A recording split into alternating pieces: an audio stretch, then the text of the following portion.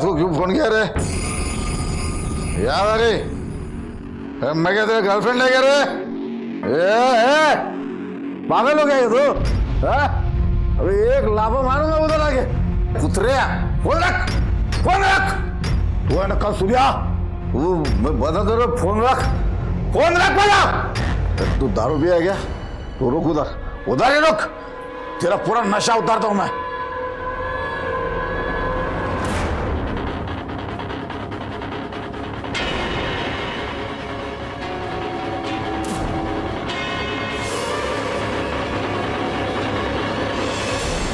क्रोध की आग क्रोधी को ही झुलसा जाती है।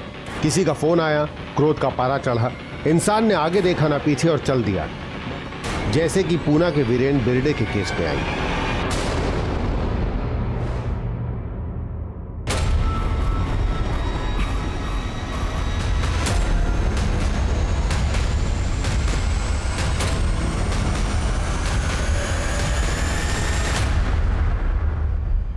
सर, मेरे पति कल रात से घर नहीं है। क्या नाम है तुम्हारे पति का? वीरेन बिरडे। क्या हुआ? सर, ये समाजवादी गणतंत्र पार्टी के नेता है ना, वीरेन बिरडे। जानता हूं मैं। ये उनकी पत्नी है। बैठिए ना प्लीज। शशिकांत, पानी क्यों नहीं? बोलिए क्या हुआ? मेरे पति कल रात को 12 साढ़े 12 बजे फोन पर किसी से बात कर रहे थे, झगड़ा कर रहे थे। वो घर से बाहर गए और अब तक लौटे नहीं साहब। किसका फोन आया था? किसके साथ झगड़ा चल रहा था? वो नहीं मालूम, लेकिन जिस किसी से भी बात कर रहे थे चिल्ला कर बात कर रहे थे, कह रहे थे कि रुक तो अभी मैं आता हूँ, ऐसा बोलकर निकले। मैंने पूछा भी कहाँ जा रहे हैं, लेकिन नहीं पता है। खुद की गाड़ी लेकर गए थे? हाँ। गाड़ी का नंबर बोलिए। MS-12-2949। मोबाइल नंबर भी बोलिए। 44-465-484। ठीक है, पूछ ले। पता करो रात 12:30 बजे किसका कॉल आया था और ये मोबाइल सर्विलेंस पे डाल दो। मोबाइल की करंट लोकेशन पता चल जाएगी और गाड़ी का नंबर हर पुलिस स्टेशन और वायरलेस में सर्कुलेट कर देना, और थोड़ा जल्दी। बड़ी पार्टी का बड़ा नेता है।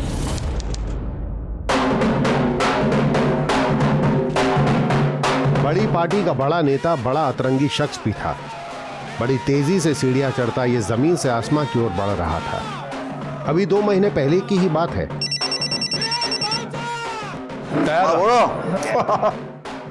टिकट तो मिलना था मेरे को। अरे क्या है, पार्टी हाईकमान मेरे काम से बहुत खुश है। ये इलेक्शन तो मैं जीत कर रहेगा।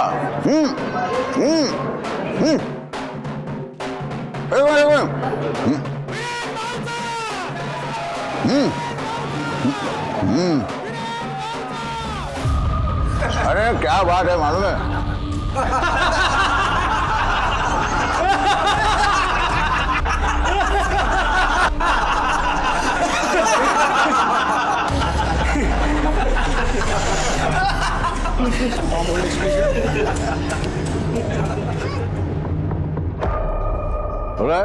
बड़ा ना? हेलो, हाँ बोल। क्या तू भी नसीमा डार्लिंग, तेरे को कैसे पूछ सकता हूँ मैं? हाँ? अरे तुम मेरे दिल में नहीं, तुम मेरे हार्ट में रहती है, समझे? हार्ट में इधर। हाँ हाँ, टिकट मिलने की पार्टी तो तेरे को ही दूंगा मैं सबसे पहले। आज शाम को।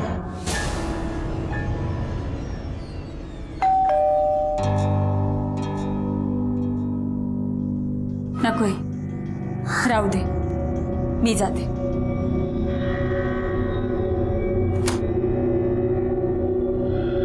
टाइम क्या हो रहा है पता है आपको? टाइम क्या हो रहा है पता है आपको? तू मेरे को टाइम दिखाएगी? तू बॉस है क्या मेरी? बॉस नहीं हूँ, बीवी हूँ आपकी। 2 बच्चों की माँ हूँ, मुझे भी सब समझ में आता है। बाहर जाते हैं तो क्या करते हैं, किससे मिलते हैं, सब मालूम है मुझे। मालूम है? मालूम है? तो जाना, मालूम करती रहे, जा। नहीं चलेगा ऐसा। समझे आप? नहीं चलेगा। 2 बच्चों के बाप हैं आप। घर है, परिवार है, जिम्मेदारी है। बाहर तो बहुत बड़े नेता बनते रहते हैं, लड़की बाजी करते उतरिया, बीच में नहीं बोलने का, समझा ना? और तू सिखाएगी मेरे को क्या करना चाहिए, क्या नहीं करना चाहिए, तू सिखाएगी।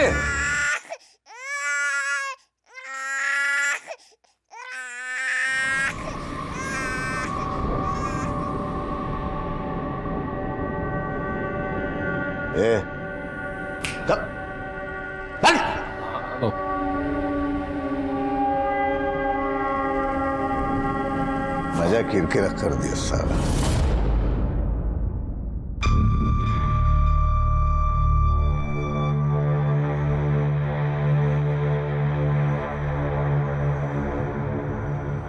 अच्छा सुनो,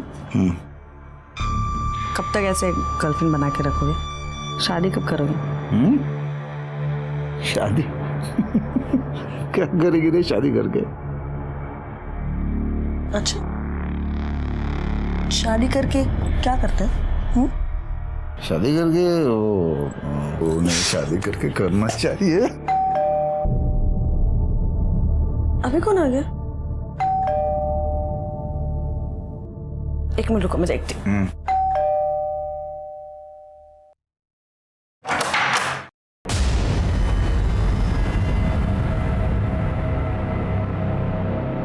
वहीनी तू कौन है रे?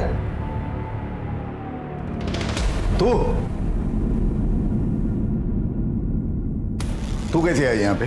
तुम्हारी गर्लफ्रेंड को देखने आई हूँ। देखने आई हूँ कि 2 बच्चों के बाप की गर्लफ्रेंड कैसी होती है। भाऊ इलेक्शन सर पे है, सब लोग देख रहे हैं, बात बाहर आ जाएगी। भाऊ कर लेना तमाशा। चल निकल अभी यहाँ से, निकल। दरवाजा बंद कर ले। आजा, साड़ी में तो तूफान लग रही है तू। चल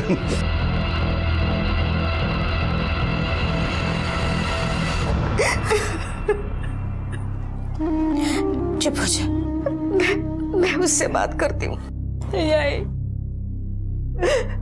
भाई तू बात मत करना उससे, तेरे साथ बदतमीजी करेगा वो।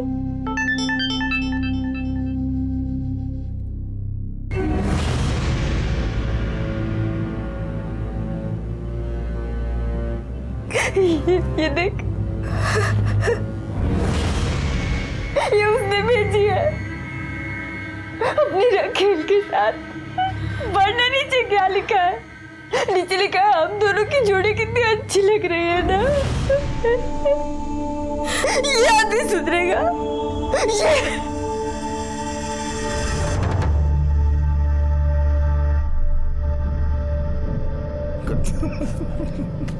क्या कर रहा?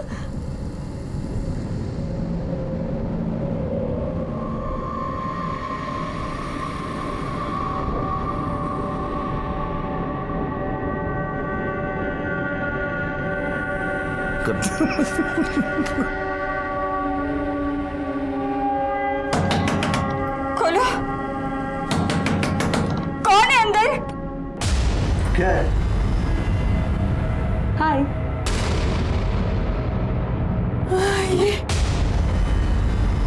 ये यहाँ पे? अरे मैं उसके घर जाता हूँ तो तेरे को पसंद नहीं है, इसके लिए उसको ही अपने घर बुला लिया। अब तो ठीक है, बाय, गुड नाइट। चल तो गुड नाइट भी बोल दिया। जा तू भी आराम से जा जा जा, गुड नाइट। मेरा भी गुड नाइट।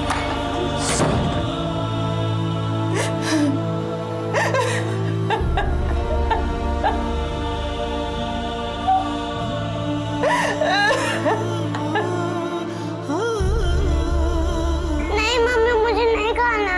लवकर खा, भले काम है। ए साइन कर। क्या है ये? क्या करता है तू भी? ए माता रे, चुप, बस बस। चल चकुल,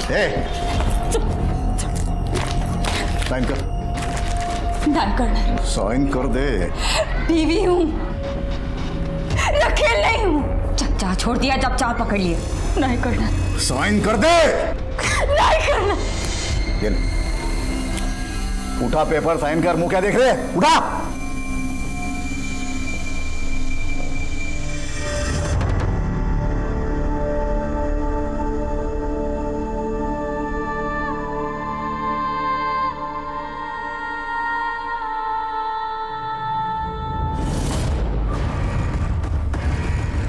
इस पे भी कर। प्रॉपर्टी के पेपर है, मेरी कमाई में से एक ढेला भी नहीं मिलने वाला तुझे। चल कर फटाफट।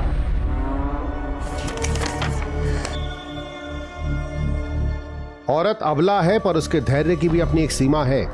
फिर औरत खुद पर भले ही जुर्म बर्दाश्त कर ले, लेकिन एक मां अपने बच्चों के साथ अन्याय बर्दाश्त नहीं कर सकती, फिर चाहे अन्याय करने वाला बच्चों का बाप ही क्यों ना हो। कुंती की नजरों में वीरेन मर्यादा की हर सीमा लांघ चुका था। कुंती अब घायल शेरनी बन चुकी थी। कुछ करना पड़ेगा। क्या क्या करेगी तू? उसे मारना पड़ेगा। क्या मारना पड़ेगा? तू पागल तो नहीं हो गई है? पागल मैं नहीं, वो हो गया है। घर परिवार बच्चे सब भूल गए हैं। मारना ही पड़ेगा उसे, नहीं तो हम सब रास्ते पर आ जाएंगे। कैसे? वो सब मुझ पे छोड़।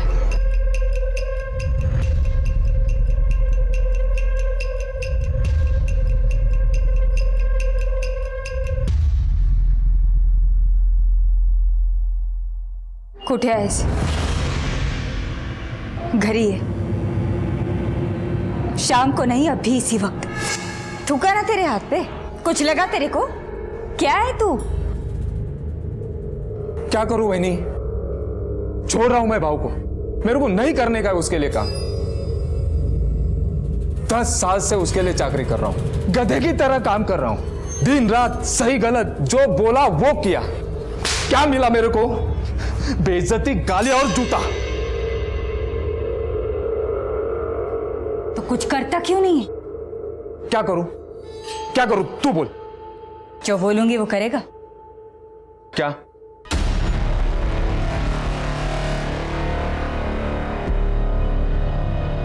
मर्डर में बेल होता है कि नहीं? क्या? मर्डर में बेल होता है? पता कर। ये सब जान के क्या करेगी तू? तू बस पता कर, बाकीचं मी बघेन। वो तेरा दोस्त हो ना? कौन? वही रहे जो मर्डर के केस में अंदर था। उसको बेल मिल गई क्या? अरे वो सब वकील पे डिपेंड करता है, वकील पे, उसको पता होगा, मेरे को नहीं पता। तो पूछना तेरे वकील से कौन मिला उसको। क्या देखो? ऐसे रे, मैं जानना चाहता। मिला ना फोन? मिला रे। ठीक है, अभी तू बोल रहा है तो मिलाता हूँ फोन।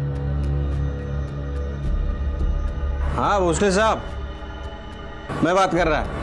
हाँ, वो मेरा दोस्त है ना शिगरे, जिसने मर्डर किया था, उसको बेल मिल गई। मर्डर मध्ये बेल मिळते वहिनी। पण ये सब जान के तू करेगी क्या?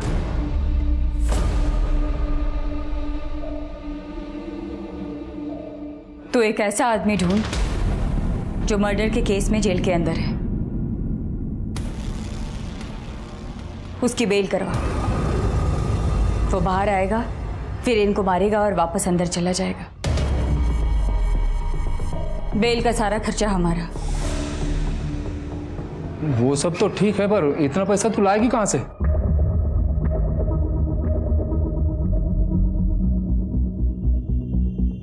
एगे,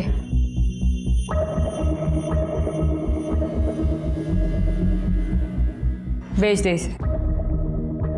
क्या दिख रहा है? जा। हाँ हाँ।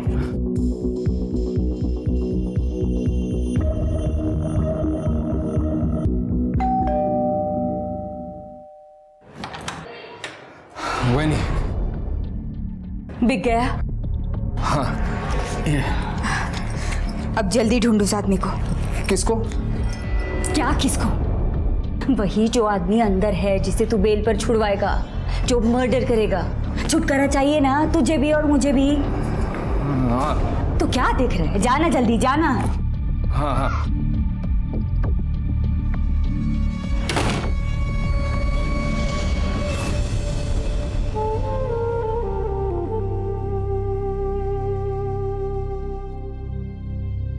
मम्मा, क्या हमको ये घर छोड़कर जाना पड़ेगा?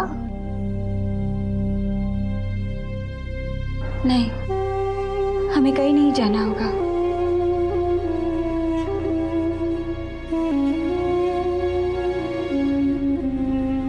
दो दिन में सब ठीक हो जाएगा।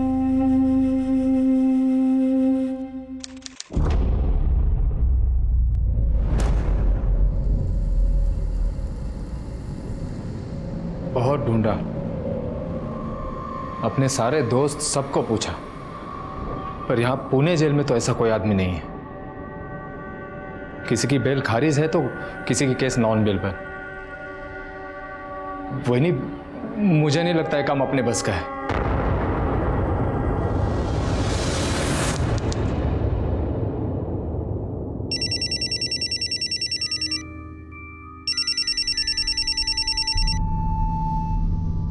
हेलो, मैं क्या तेरा गर्लफ्रेंड है क्या रे? रुक, उधर ही रुक, तेरा पूरा नशा उतारता हूं मैं।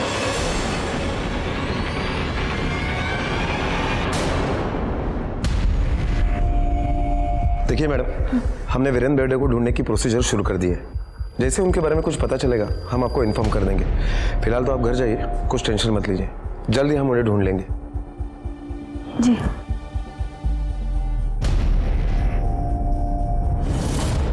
सर, वीरेंद्र का मोबाइल अभी भी स्विच ऑफ आ रहा है, इसलिए उसका इस वक्त का मोबाइल का लोकेशन साफ साफ पता नहीं चल पा रहा है। हाँ, लेकिन उसे कल रात 12:30 बजे एक फोन आया था। किसका नंबर है? सर, शास्त्री नगर के एक पीसीओ का था। पीसीओ से कॉल आया था उसे? हाँ सर।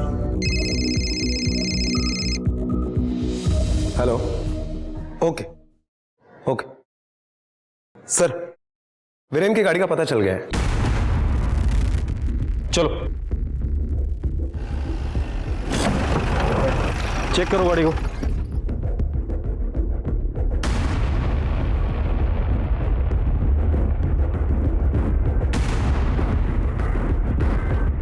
सर, खून के धब्बे। सर, ये मोबाइल और चप्पल मिली है। ठीक है, वहां पर भी कुछ है।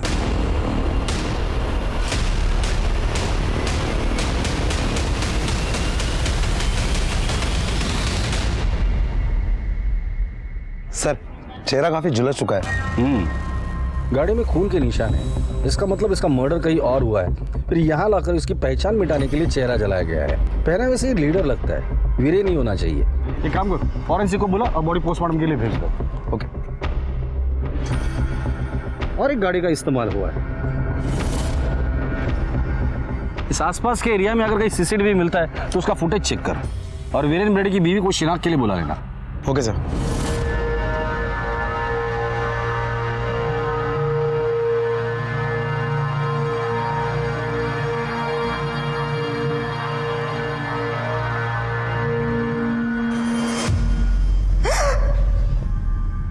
राटे, ये चप्पल और ये मोबाइल हमें वीरेंद्र की गाड़ी में मिले, और ये जले हुए कपड़े इस बॉडी पर। जरा ठीक तरह से देखकर बताइए, क्या ये वीरेंद्र के ही है? ये उनके है।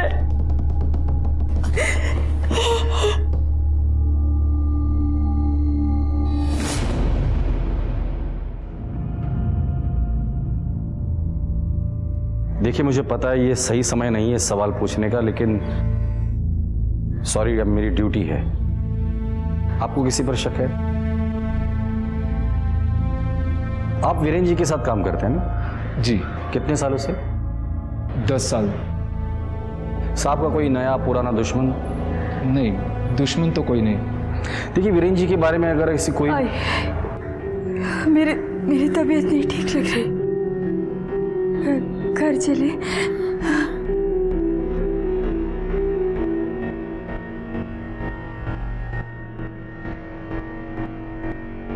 साहब, वो भाऊ की बॉडी कब तक? पोस्टमार्टम के बाद मिल जाएगी, आपको फोन आ जाएगा। भाऊ के कातिलों को छोड़ेंगे नहीं हम, वो जो कोई भी होगा घसीट कर लॉकअप तक लेकर आएंगे।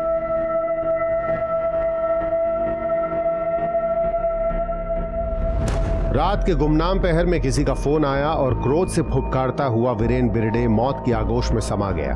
और क्या वो वही था जिसने वीरेन की नृशंस हत्या कर दी? ये सब तो खैर अब तहकीकात का विषय है, पर जाने अनजाने कुंती को अपने जीवन के कहर से निजात मिल गई। इसे संयोग कहें या तकदीर की साजिश, पर कोई था जिसे अब भी इस भयानक करिश्मे पे यकीन नहीं हो रहा था। ये तूने क्या कर दिया? मैंने कुछ नहीं किया माँ। मैंने कहा था लेकिन मैंने कुछ नहीं किया। मैंने ऐसा कहा था लेकिन ऐसा कोई आदमी नहीं मिला। मैंने कुछ नहीं किया।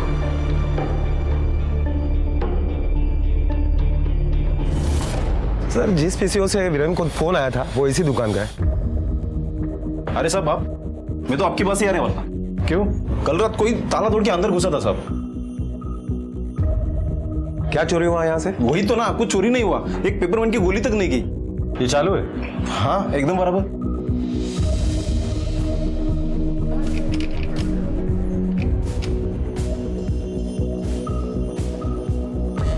दुकान कितने बजे बंद करते हो? 10 बजे। ठीक है, भोसले, दुकान 10 बजे बंद होती है। 12:30 बजे किसी ने दुकान का ताला तोड़ा, पीसीओ से वीरेन को कॉल किया और उसे उस जगह बुलाया जहां उसे मार दिया गया। हाँ सर, हो सकता है। एक और बात, जब भी किसी औरत का पति मर जाता है तो उस औरत का रो रो के बुरा हाल होता है, वो बिखर जाती है। लेकिन यहाँ वीरेन को मारा, उसे जलाया गया, लेकिन वीरेन की बीवी को उतना दुख या दर्द नहीं हुआ जितना होना चाहिए था। हाँ सर, ये बात मुझे भी बहुत अजीब लगी, जैसे उसे सब कुछ पता था कि ये सब कुछ होगा। कि ऐसा तो नहीं कि घर के अंदर ही लफड़ा हो। आस पड़ोस में पूछताछ करो। ओके। काय सांगू साहेब, नवरा बाई को दोनों में पूरा दिन भांडण होते रहता है और उनकी आवाज बाहर तक आती है। साहब, बाई तो बहुत अच्छी है, 2 छोटे छोटे बच्चे भी हैं उसके, पर ना सारा दिन काम करती रहती है। उसका जो नौरा है ना, नौरा, वो नेता है, नेता, और खूब मारता है उसको साहब। सर, वीरेन के आस पड़ोस में पूछताछ की तो पता चला कि प्रॉब्लम तो उसके घर में ही थी। वो अपनी बीवी को डिवोर्स देने वाला था। आपके और आपके पति के संबंध कैसे थे? ठीक थे। पर हमने सुना कि आप दोनों के बीच काफी लड़ाई झगड़ा होता था, बात डिवोर्स तक गई थी।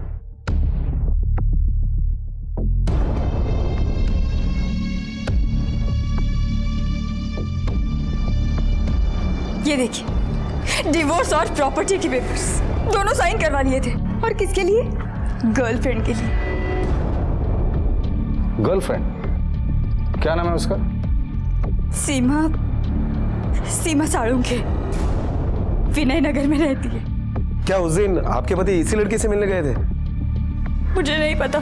आपके पति का कोई वकील भी है? वही जिसने ये मनहूस पेपर्स बनवाए। जी सर, ये पेपर वीरेन ने मुझसे ही बनवाए थे। ये कोई 1 महीना पहले। मैंने कहा था कि कोई फ़ायदा नहीं है ये पेपर बनवा का, क्योंकि तुम्हारी बीवी कोर्ट में मुकर जाएगी। लेकिन फिर भी वो अपनी बीवी से ये पेपर पर साइन करा कर ले आया, क्योंकि वो अपनी वाइफ को कुछ देना नहीं चाहता था। लेकिन सर, वीरेन ने ये पेपर कभी कोर्ट में सबमिट नहीं किया। क्यों?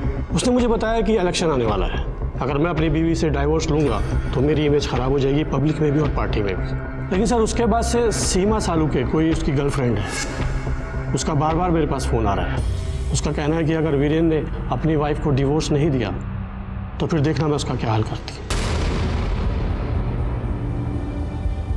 ठीक है, थैंक यू। Okay sir.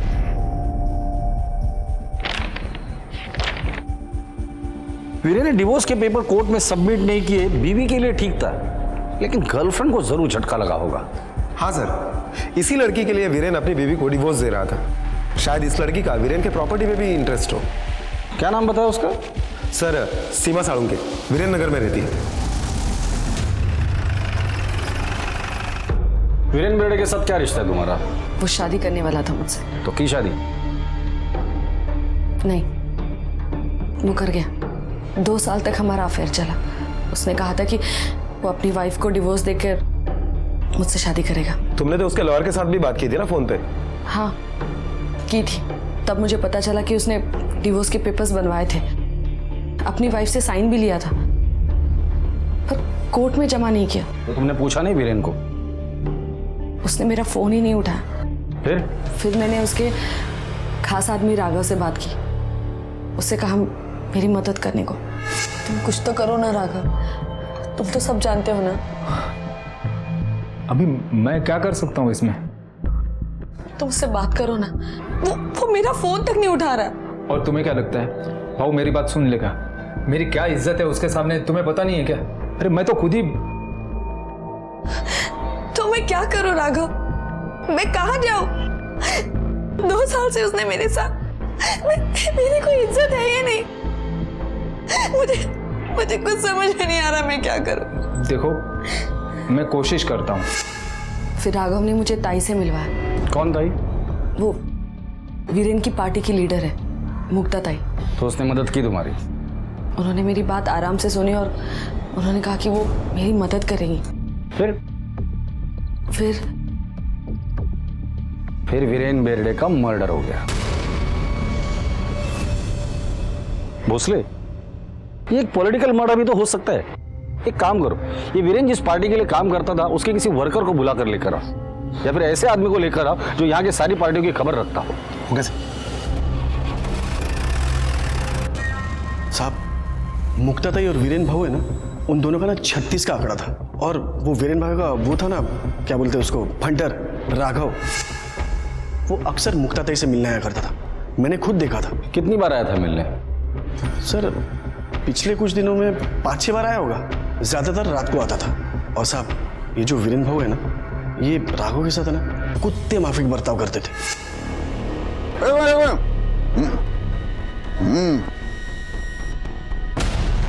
अरे क्या बात है मालूम है वो।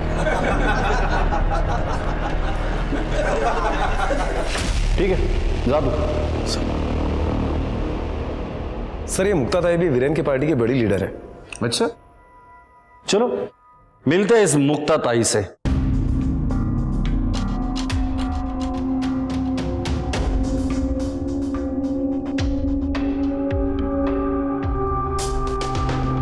वीरेन बेर्डे, भगवान इसकी आत्मा को शांति दे। जबान का बड़ा कड़वा था, लफड़े वाला भी था साहब। इस बार पार्टी का टिकट भी उसे 4 साल से शास्त्री नगर इलाके से काउंसिल इलेक्शन में मैं खड़ी रहती थी। बराबर? एकदम बराबर। अरे अनकॉन्टेस्टेड जीती अपनी ताई। फिर ये वीरेन ऊपर आया, हाईकमान को क्या बोला मेरे खिलाफ, क्या पट्टी पढ़ाया। हाँ, पट्टी बढ़ाया, ताई का टिकट कटवा के खुद ले लिया। और इसी बात को लेकर तुम दोनों में झगड़ा हुआ। झगड़ा? बहस हुई साहब। बहुत बदतमीजी से बात किया मेरे साथ। वो तो ताई ने हाथ रोक लिया, नहीं तो 2 कान के नीचे मारता था मैं उसको। तेरे को टिकट कैसे मिला मेरे को सब मालूम। ए राई, आवाज नीचे और आंख नीचे करके बात कर। मैं तेरे बारे में किसी को कुछ नहीं बोला, समझे? ए झूठ मत बोल। ए ताई, तेरे कुत्ते को बोल बीच में मत भौंक। जबान संभाल के बात करा। ये भौंकेगा ना तो कान के नीचे बजाऊंगा इसके। बे तू क्या कान के नीचे बजाएगा, मैं तेरे कान के नीचे बजाऊंगा।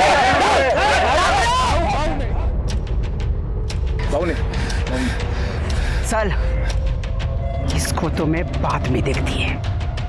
चल।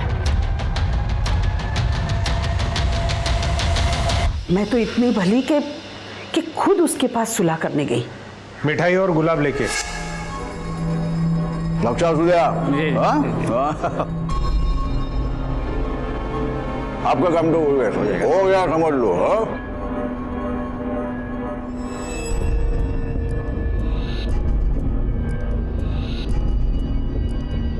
ले पकड़। अरे बधाई देने वास्ते आई। देख, जो भी फैसला है पार्टी का, इसमें तेरा मेरा क्या। झगड़ा भूल जा, भांडण छोड़ून दे। काय हो गया तेरा निगाहता। लोग खाना खा के जाने का समझा ना सब लोगों ने। कोई भी भूखा पेट जाने का नहीं अपने घर से, समझा? मेरा तो मन किया जाके उसको जान से छोड़ना। क्यों इतना उबाल रहा है? हा? जो जैसा होगा वैसे ही करेगा ना वो। बिच्छू है तो डंक मारेगा ही। ये राघव आया था ना मिलने आपसे। कौन राघव? राघव जगताप। कौन है रे राघव? ताई वो वीरेन का कुत्ता। हाँ साहब आया होगा अभी। यहाँ आपने देखा दिन में 100-200 लोग तो आते ही रहते हैं। तो सीमा भी आई थी ना आपसे मिलने, राघव के कहने पर। सीमा? अच्छा वो राघव, वीरेन का आदमी। हाँ हाँ, वो आया था। वो बोला कि उस लड़की को हेल्प चाहिए, कह रहा था वीरेन उसका इस्तेमाल कर रहा है, आप कुछ कीजिए। मैंने कहा ठीक है, लेके आओ उसको, मैं न्याय दिलाऊंगी उसको। मैडम आपसे कोई मिल रहा है और कह रहे हैं कि आपने उन्हें बुलाया था। वो मैं वीरेन के बारे में बात करने आई हूँ। हाँ मालूम है, बोल ना बोल। आपलीच माणसं बोल। आई वो उसने मुझे वादा किया था कि वो अपनी बीवी को तलाक देगा और मुझसे शादी करेगा, लेकिन मुकर गया। इस्तेमाल किया ना तेरा। वाईट माणूस आहे, वाईट माणूस आहे। ताई आता मी काय करू? करते हैं, कुछ तो करते हैं। अबला और शोषित लोगों के लिए ही हम हैं। देखो ना, अपने ही पार्टी का आदमी, लेकिन चाल चलन देखो उसका। मैंने कहा उस लड़की को मैं न्याय दिलाऊंगी तुमको। कैसे? कैसे मतलब, वो लड़की ने बोला मुझे कि उसके पास फोटो है, वीरेन के लेटर्स हैं। तो मैंने उसको पूछा कि मैं अगर प्रेस कॉन्फ्रेंस बुलाऊं, मीडिया बुलाऊं तो बोलोगी? तो बोली हाँ। अभी क्या है ना साहब कि अपने राजनीतिक प्रतिद्वंदी के खिलाफ हमें भी तो मसाला चाहिए ना। अरे चाय ठंडा मंगाओ साहब के लिए। नहीं, सुकुन, थैंक यू।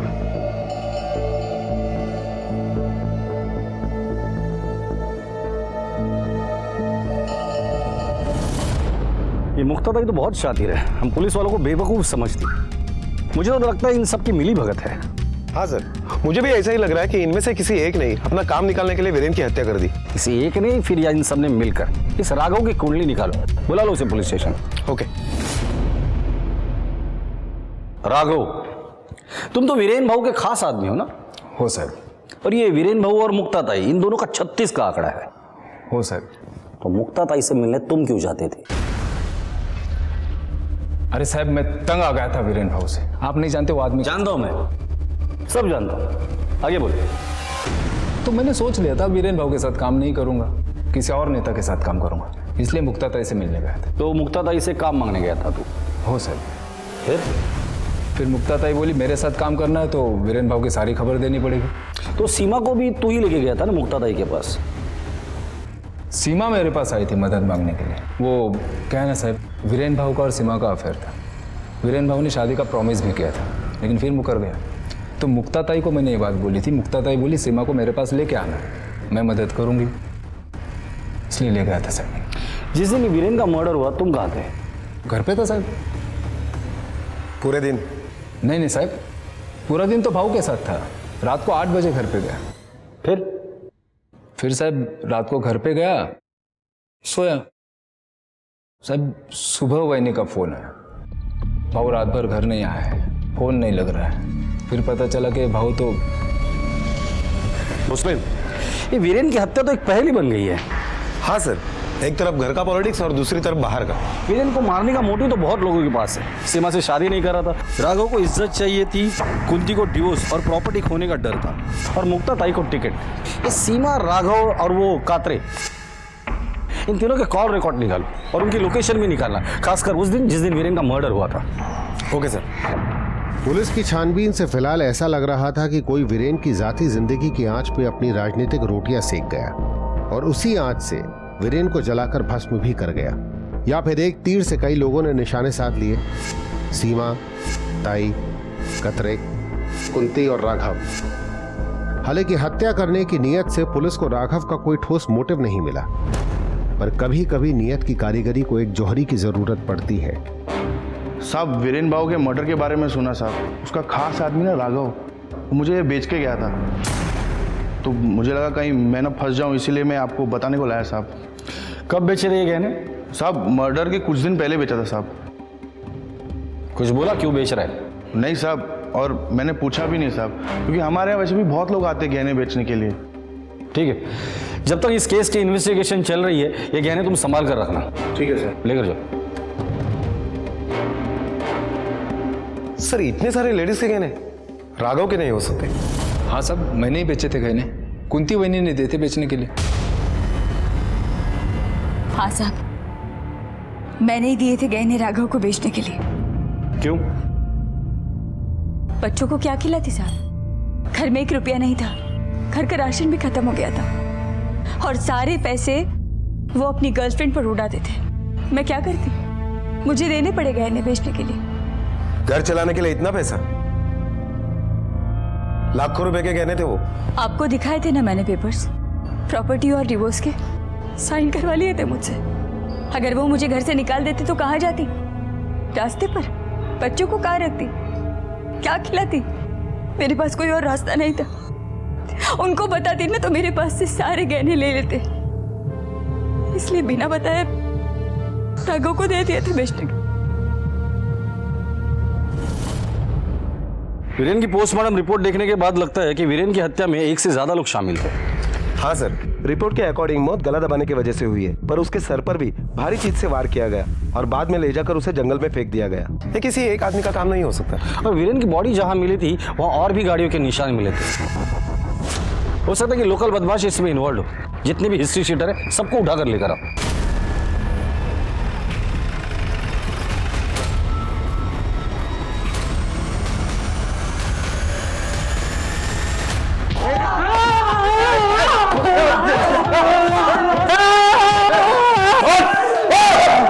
हमने क्या किया है साहब? क्या किया है? राटे द्या नाश्ता अजून यांना। एक मिनट, मैं बताता है सब, मैं बताता हूँ साहब। वो वीरेन भाऊ का आदमी है ना राघव, वो आया था मेरे पास। क्यों? बोला जेल में कोई ऐसा आदमी है जो बेल पर बाहर आकर मर्डर कर सके। वो राघव ही था जिसने वीरेन का भेद ताई को बताया। वो राघव ही था जिसने सीमा को ताई से मिलवाया। राघव खुद वीरेन से छुटकारा पाना चाहता था। हत्या की नीयत अब बिल्कुल क्लियर थी, पर क्या वीरेन की हत्या में राघव खुद शामिल था? पुलिस की जबरदस्त छानबीन में उसे एक सीसीटीवी फुटेज मिला। पॉज करो, प्ले करो, फॉरवर्ड करो, फॉरवर्ड। बस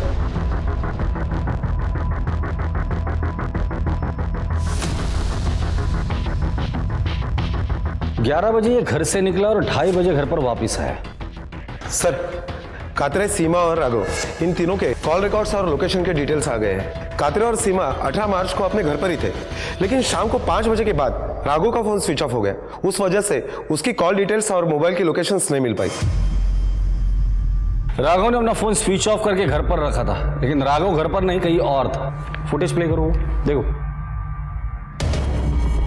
11 बजे राघव घर से निकला, फॉरवर्ड करो, और 2:30 बजे वापस आया। गाड़ी में 2 लोग और भी है।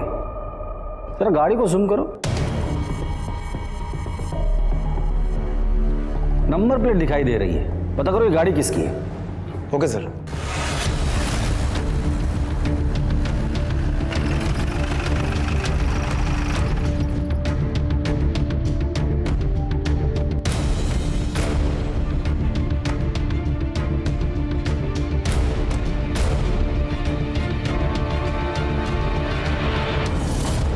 ये क्या बोल रहे हैं साहब? मैंने मारा भाऊ को, मैंने।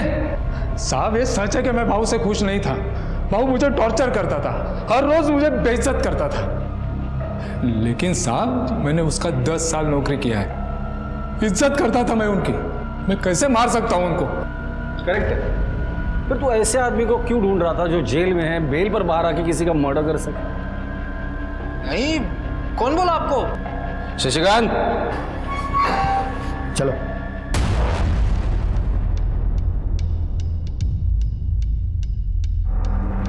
कुछ याद आया? साहब नहीं, वो मारो नहीं साहब। बताता हूँ। अब बिना टाइम पास किए फटाफट बता दे, इस पूरे कांड का मास्टरमाइंड कौन है? कुंती वहीनी। साहब वो वीरेन भाऊ ने कुंती वहिनी का जीवन नरक बना के रखा था। उस सीमा के चक्कर में कुंती वहिनी को जबरदस्ती डिवोर्स दे रहा था। वो प्रॉपर्टी से भी बेदखल कर दिया था। मैं भी साहब तंग आ गया था रोज रोज की बेइज्जती से।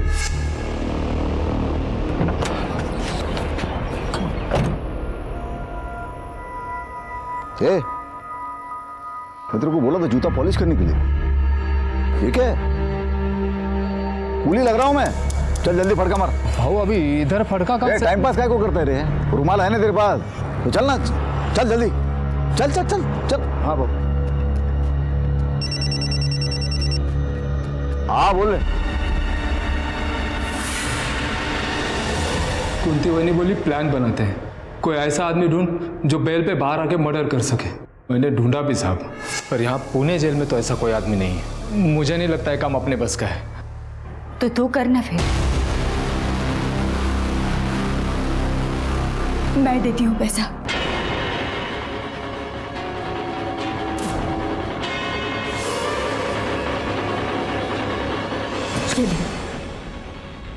करेगा ना मेरे लिए, अपनी इज्जत के लिए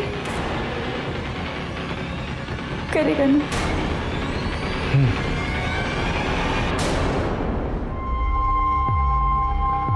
ये पूरे देखो, काम जोखम का है, होगा ना? हो जाएगा, तुम सिर्फ प्लान बताओ।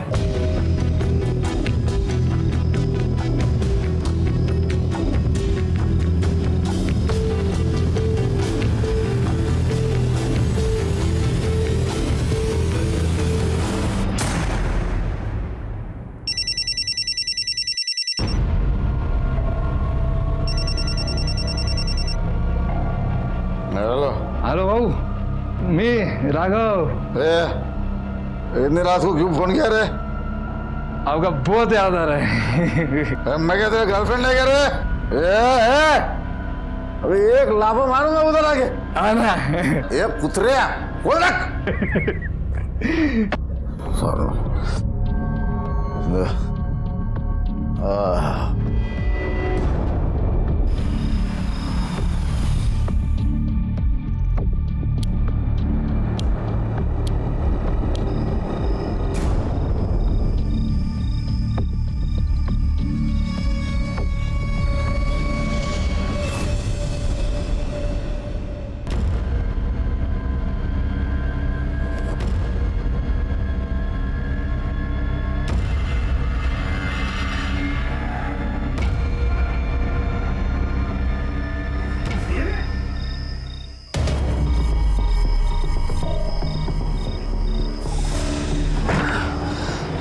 लाश ठिकाने लगा के जला देंगे। सिर्फ चेहरा जलाना, अंतिम संस्कार करना है।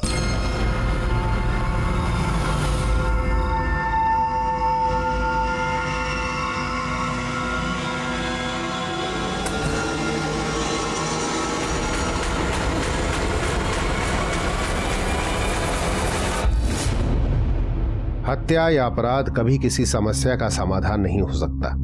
इनफैक्ट ज्यादातर अपराध समस्या को और भी विकट बना देते हैं। अब कौन संभालेगा कुंती के बच्चों को? क्या अब उनको बरसों अपनी माँ के बिना जीना पड़ेगा? कुंती एक बेहद फिक्रमंद माँ थी, पर उसके आगे अपराध के अतिरिक्त और भी तो रास्ते थे। फिर अपराध ही क्यों? जीवन को उसके नियमों, उसके मूल्यों के जरिए पहचानिए, नहीं तो नियत अच्छी ही क्यों ना हो, जिंदगी नर्क बन जाती है। हमारे आज के एपिसोड की दूसरी कहानी।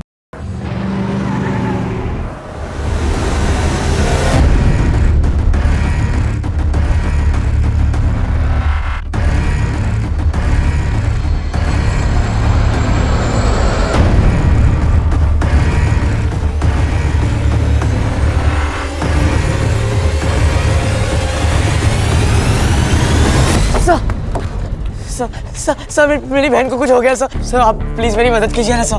क्या हो गया? वो अब तक घर नहीं लौटी है सर। सब पता नहीं कहाँ चली गई है। एक मिनट, शांत हो जाओ, डिटेल में बताओ क्या हुआ।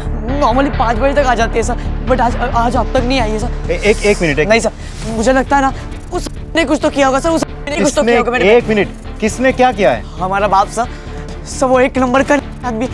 मुझे लगता है ना मेरी बहन को कुछ किया होगा सर। वो मेरी बहन को कुछ भी कर सकता है सर।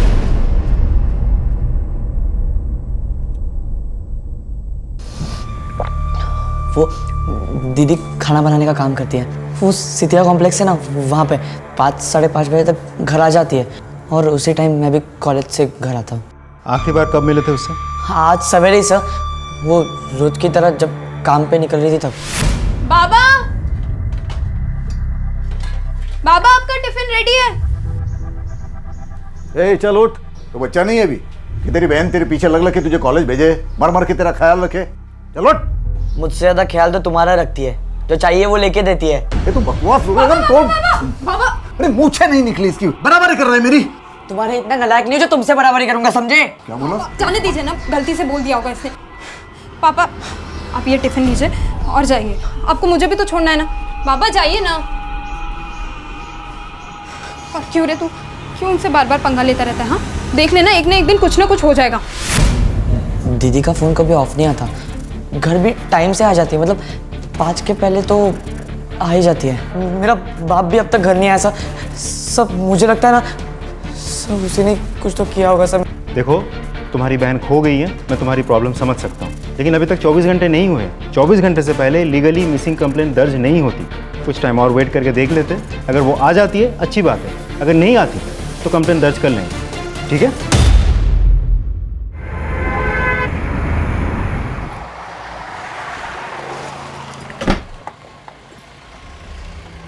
Good morning sir. ये लड़का कौन है? सर रिपोर्ट लिखवाने आया है, कल भी आया था, कह रहा है बड़ी बहन लापता है। सर बहन का नाम शिल्पा है, कुक का काम करती है, डेवोसी है। सर अपने काम से कहीं गई होगी, छोटी बच्ची तो है नहीं, लेकिन लड़का मानने को तैयार ही नहीं है। और माँ बाप? सर ये तो खुद बाप पे ही इल्ज़ाम लगा रहा है, कह रहा है बाप ने ही बहन को गायब करवाया होगा, और बातों से साफ लगता है कि बाप से बहुत नफरत करता है। कोई फ़ोन वोन वगैरह? तो शिल्पा का फ़ोन तो स्विच ऑफ है, बाप का फ़ोन बज रहा था, वो भी स्विच ऑफ आ रहा है। सर अब तो 24 घंटे हो गए ना सर, प्लीज़ आप मेरी बहन को ढूंढिए ना सर। सर आपने बोला था ना। एक बार फिर से फ़ोन ट्राई करो। सर मैं सुबह से फ़ोन ट्राई कर रहा हूँ सर, अब उसका फ़ोन भी स्विच ऑफ आ रहा है। किसकी बात कर रहे हो? सर मेरे बाप की। सर वो आदमी कुछ भी कर सकता है सर, प्लीज़ मेरी बहन को ढूंढिए ना sir, please sir. Vijay, sir इसकी रिपोर्ट लिख लो, बहन की सारी डिटेल ले लो। चलो।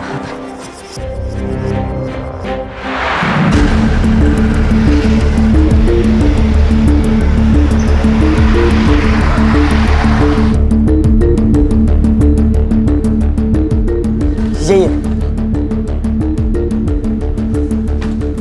रामचरण जी, शिल्पा कहाँ है?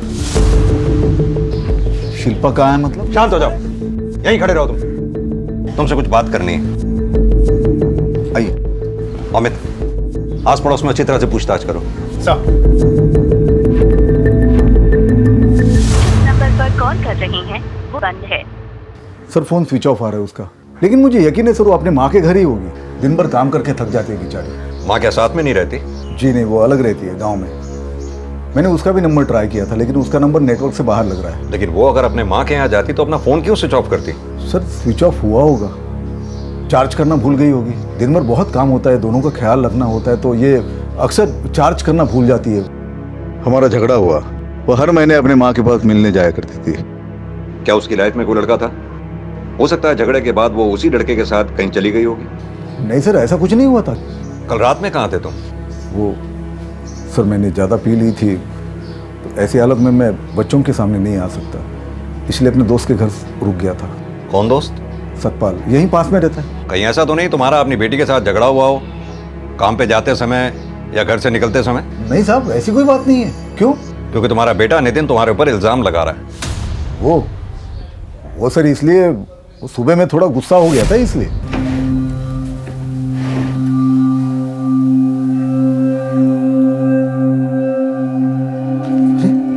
पैसे कहाँ गए? नितिन!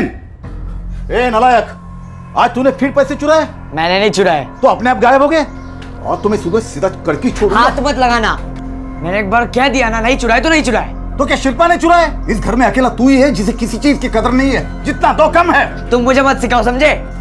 करेगा ना मुंह तोड़ दूंगा। सब मुझे गुस्सा जल्दी आ जाता है, खास करके इस नितिन पर। ये हरकत ही ऐसे करता है, हर वक्त इसे पैसों की जरूरत होती है, सिर्फ दोस्तों के सामने दिखावा करने के लिए। अगर पैसे ना दे तो गालियां देता है, अनाप शनाप बकता है। दुश्मन समझता है बाप को, पैसे देने से मना करे तो चोरी करता है। ये पहली बार नहीं साहब, पिछली बार भी मैंने इसे रंगे हाथ पकड़ा था चोरी करते हुए। वजह यही है या कोई और वजह भी है? और वजह हो सकती है, शादी हो गई थी उसकी, लेकिन उसका पति नालायक निकला, उससे भी अलग होना पड़ा। ये शिल्पा है ना जी, बड़ी सीधी सादी और भोली वाली मेहनती लड़की है सर जी। ये ज्यादा किसी से बात नहीं करती, हाँ मिलती सबसे हंस के। साहब हमेशा गुस्सा होकर ऐसे ही बवाल करता है। तो सीधा साधा आदमी, शादीशुदा। बाकी वो शिल्पा मेरी शॉप पे आती है तो इसी बहाने कुछ बातचीत हो जाती है। ये लीजिए, अब आप इतनी दूर आई हैं तो हमारे ढाबे की एक चाय भी पी लीजिए। नहीं, वो घर पे लेट हो रहा है ना इसलिए। नहीं, आइए ना, एक कप चाय पी लीजिए। नहीं नहीं नहीं, अरे प्लीज। मैं बाद में। अरे नहीं भाई, अरे यार नितिन छोड़ो, क्या पागल हो गया क्या? नितिन क्या कर रहा है? नितिन मेरी कसम है, छोड़ उसे। चल यहाँ से, चल। पागल है साला। साहब मैं तो ज़्यादा बोलती नहीं, लेकिन सब देखती हूँ। ये शिल्पा जितना सीधा साधा बनती है ना, उतनी ही टेढ़ी है। और ये आदमियों को तो कुछ समझ में आता नहीं है साहब कि वो कितनी पहुँची हुई चीज़ है। अकेली अपने आदमी से अलग यहाँ रहती है और सब आदमियों को देखकर हंस हंस के बातें करती है। ये ऐसी बहन है ना, इसलिए नितिन इतना परेशान रहता है साहब। गई होगी कहीं मौज मस्ती करने, और उसका डिवोर्स भी हो चुका है। सर, अमित बाप को भरोसा है कि शिल्पा एकदम ठीक होगी, वहीं दूसरी तरफ भाई है जो उसकी सलामती के लिए डरा हुआ। सर पड़ोसी को भी कहना है कि नितिन अपनी बहन को लेकर कुछ ज़्यादा ही प्रोटेक्टिव है। बाप के साथ भी उसकी खास बनती नहीं थी। तो सर ऐसा भी हो सकता है कि अपनी बहन की सेफ्टी को लेकर उसके मन में जो डर है वही गुस्सा बन के अपने बाप पे निकल रहा हो। और कुछ पता चला? सर शिल्पा के बारे में बहुत मिक्स्ड इन्फॉर्मेशन मिल रही है। कोई कह रहा है शिल्पा बहुत अच्छी औरत है, सीधी सादी औरत है, वहीं कोई शिल्पा के कैरेक्टर पे उंगली उठा रहा है। अमित एक बात तो तय है, बाप और भाई दोनों की जिम्मेदारी शिल्पा के ऊपर थी। तो ये भी तो हो सकता है कि काम के प्रेशर से तंग आकर वो खुद कहीं चली गई हो। शिल्पा के बाप का कहना है कि शिल्पा अपनी माँ के यहाँ गई होगी, नोएडा में। शिल्पा की माँ से कॉन्टैक्ट करो और पता लगाओ कि शिल्पा का मोबाइल स्विच ऑफ होने से पहले उसके फ़ोन की लास्ट लोकेशन क्या थी। सर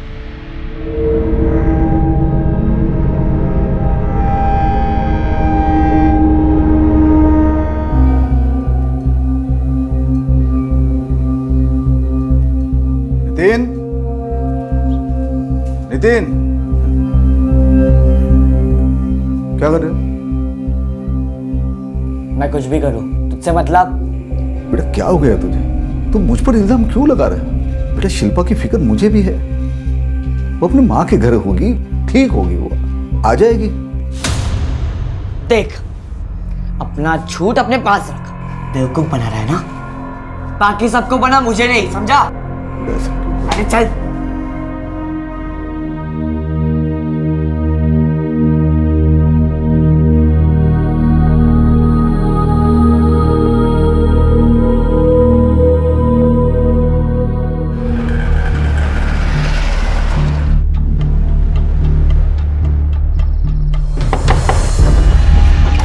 आ रही हूँ भाई जी। No thanks. देखिए, वो यहाँ नहीं आएगी। हमारी आपस में कोई बात नहीं होती है। मतलब आप शिल्पा के कांटेक्ट में नहीं है? पति के साथ बातचीत नहीं होती, मैं समझ सकता हूँ। बच्चे के साथ भी बातचीत नहीं होती? हाँ, कभी कभी बात हो जाती थी। और यहाँ ऐसे आप अलग क्यों रहती है? आपस में बनती नहीं थी। रोज रोज सबके सामने तमाशा करने से बेहतर था कि अलग हो जाएं।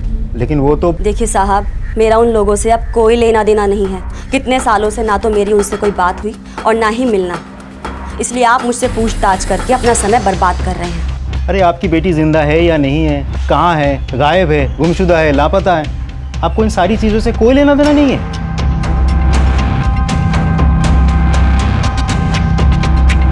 ठीक है, मैं खुद उसे सुबह से ट्राई कर रही हूँ।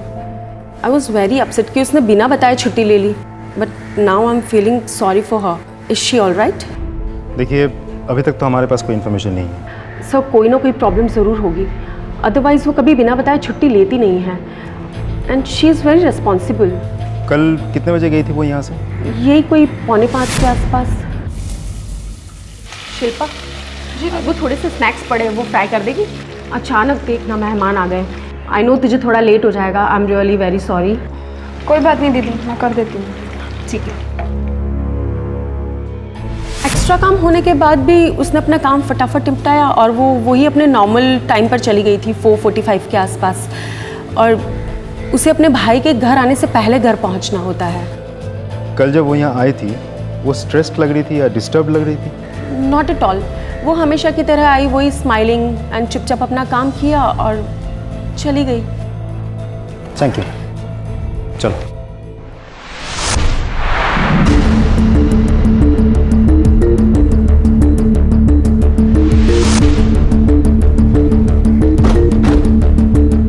शिल्पा 4:45 को निकलकर करीब 5 या 5:15 तक घर पहुंच जाती है। शायद घर पहुंचने के लिए वो यही रास्ता लेती होगी। विजय, चारों तरफ अच्छे से पूछताछ करो, देखो किसी ने कुछ तो देखा होगा। सर चलो।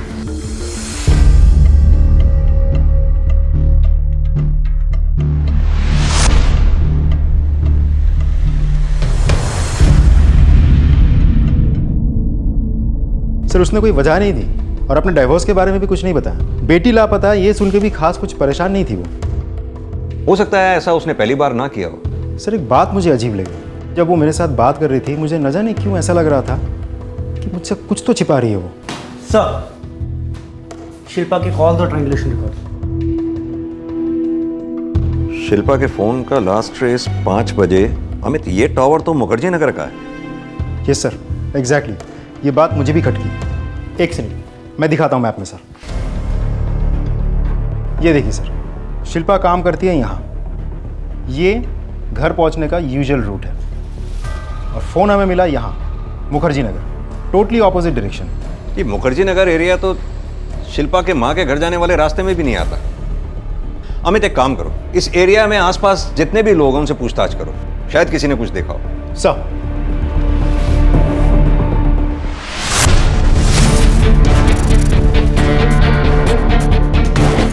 विजय, ट्रायंगुलेशन रिकॉर्ड के हिसाब से शिल्पा का फोन यहीं कहीं स्विच ऑफ हुआ था। पूरा एरिया अच्छे से चेक करो। सर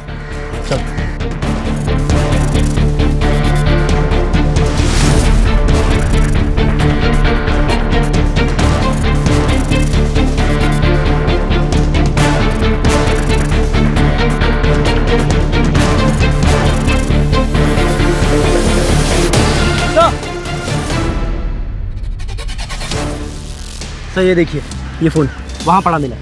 देखो स्विच ऑन होता है कि नहीं। हो रहा है सर।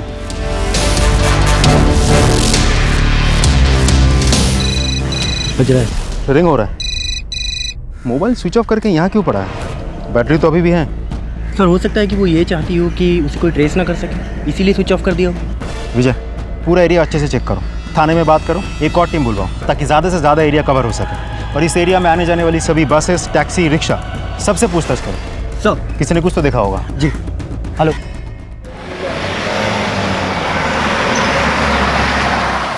ये शिल्पा का मोबाइल मुखर्जी नगर के पास मिला हमें, स्विच ऑफ हुआ हुआ।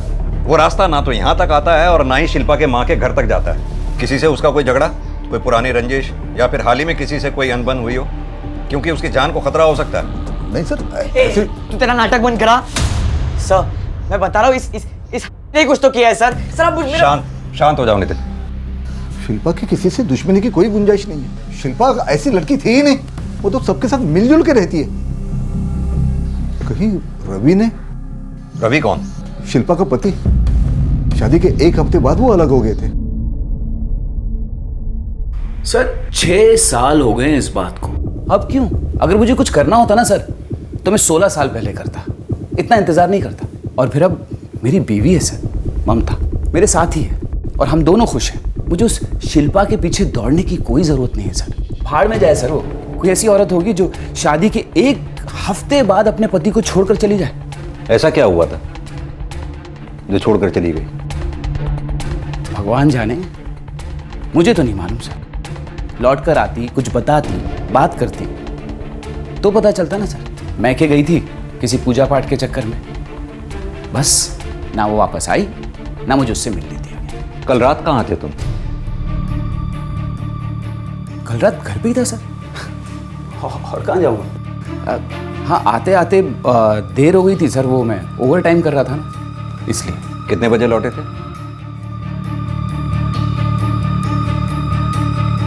अब वो याद नहीं है सर। आपको तो याद होगा। जी वो ये तो सो रही थी उस वक्त जब मैं आया, इसे क्या पता होगा। जी ठीक है, अभी तो मैं जा रहा हूं, अगर सवाल हुए तो फिर वापस आऊंगा।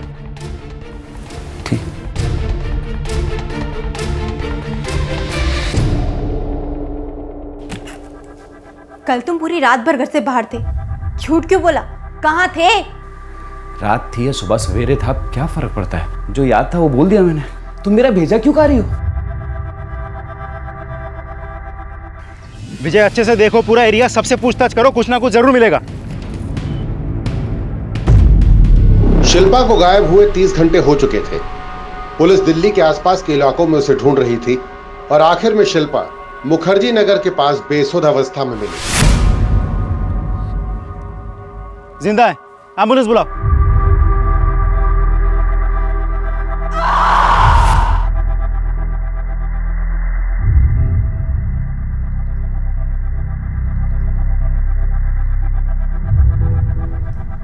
डॉक्टर साहब, शिल्पा ठीक है ना?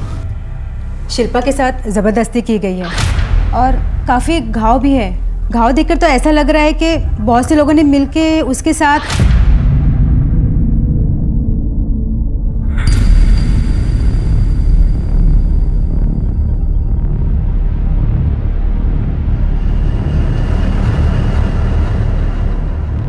क्या शिल्पा से हम बात कर सकते हैं?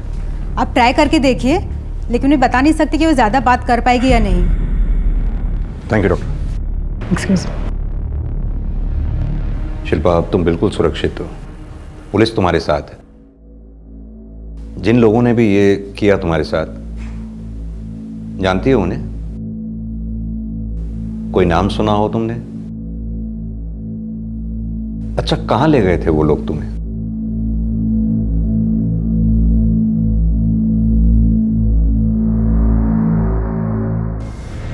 सर शिल्पा तो कुछ बोल ही नहीं रही है। हमें जिसको भी शिल्पा जानती है पता करो उस वक्त उस एरिया में कौन कौन वहां मौजूद था जहां शिल्पा मिली। लेकिन सर इतने लोगों के call records, call triangulation records तो बहुत मुश्किल होगा। आई नो अमित, लेकिन जब तक शिल्पा नहीं बोलती तब तक हम ऐसे ही हाथ पे हाथ रख के नहीं बैठे रह सकते। जिस किसी ने भी शिल्पा के साथ ये दुष्कर्म किया, बचना नहीं चाहिए। Get on it sir.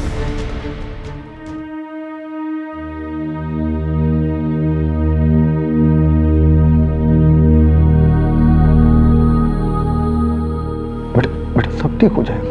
हाँ, मेरी बहादुर बच्ची है ना, कुछ नहीं हुआ बेटा। अभी तो बहुत काम करना है तुम्हें। और तुम्हारे पापा है ना तुम्हारे साथ।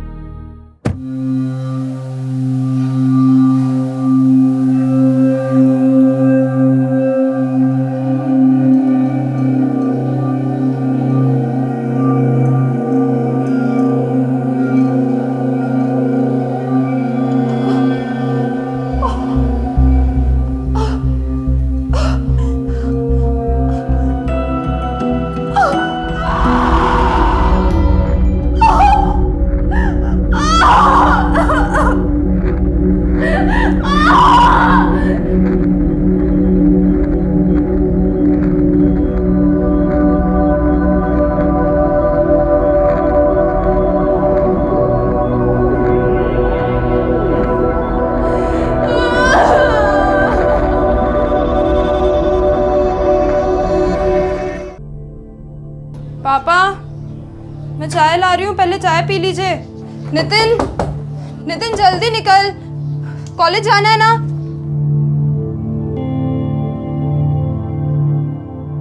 ये लीजिए पापा, आपका डब्बा भी रेडी है, मैं लेकर आती हूँ। सुनो, मैं रुक जाऊं तुम्हारे साथ? अब जाइए, मैं ठीक हूँ।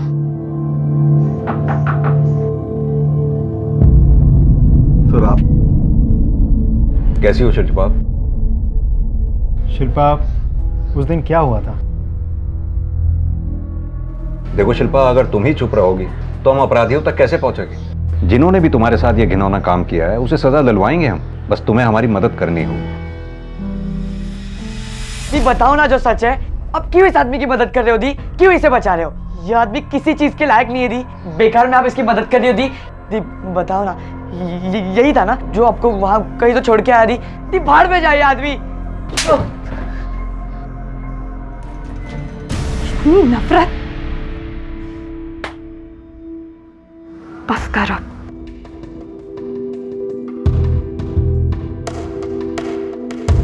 आओ बैठो। कुछ कहने वाली थी तुम शिल्पा? सर, मैं हर रोज की तरह उस दिन भी घर आ रही थी जब किसी ने सर पे वार किया। मैं बेहोश हो गई। जब होश आया तो एक छोटे से कमरे में थी। नहीं,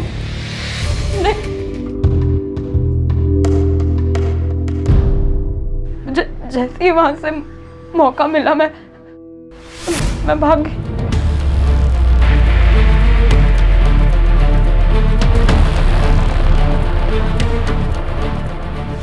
कौन थे वो लोग?